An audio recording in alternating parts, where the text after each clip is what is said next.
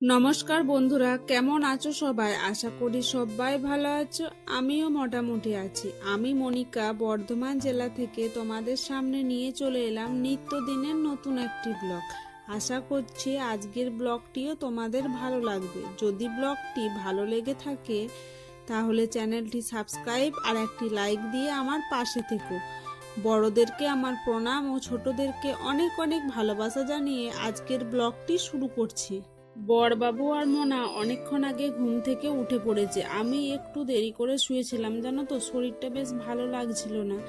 তাই উঠে পড়ে বিছানাটা, নিচেকার যে বিছানাটা পেতেছিলাম ওটা ভালো করে আগে গুছিয়ে তুলে দিলাম, তারপরে খাটের বিছানাটা ঠিক করে দিচ্ছি।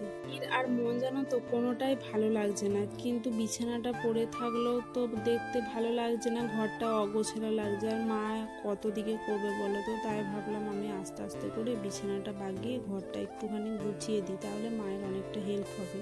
আর আজকে জানো তো পিসি মারা যাওয়ার 3 দিন, আর 3 দিনে তো কামাতে হবে। তাই দেখো এখন 12টা বেজে গেছে, আর 12টা না বাজলে তো কামান হয় না। তাই আমি এখন ঘর থেকে পুকুর ঘাটে চলে আসছি। এই দেখো, এটা হচ্ছে নাপিত গিনি, যার কাছে আমি একটু নখটা খুঁটিয়ে নিচ্ছি। বলে না কামানে চান করার আগে নখ খুঁটাতে হয়, ওই নখটাই খুঁটিয়ে নিচ্ছি।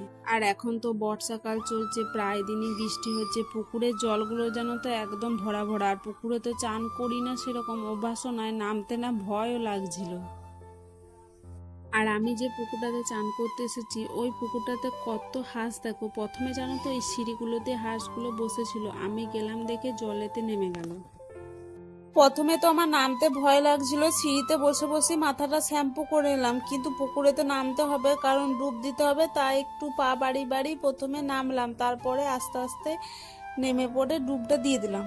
3 দিন ধরে আমার যে মাথাতে কতবার জল নেওয়া হচ্ছে জানো তো, তার ঠিক নাই। আর প্রত্যেকবার পুকুরেতেই চান করা হচ্ছে, ওই জন্য জানো তো মাথাটা না দপদপ দপদপ করছে। স্নান করা হয়ে গেলে ভিজে জামা কাপড়গুলো ছেড়ে দিলাম, তারপর নতুন পরতে হয়, সেই নতুনগুলোই পরে নিয়েছি। আবার পুকুর ঘাট থেকে বাড়ি যাওয়ার উদ্দেশ্যে বের হলাম। তো বন্ধুরা, সবাই ভালো থাকবেন, সুস্থ থাকবেন। আজকের ব্লগটা এখানেই শেষ করছি। কালকে দেখা হবে আপনাদের সাথে আমার নিত্যদিনের নতুন একটি ব্লগ নিয়ে।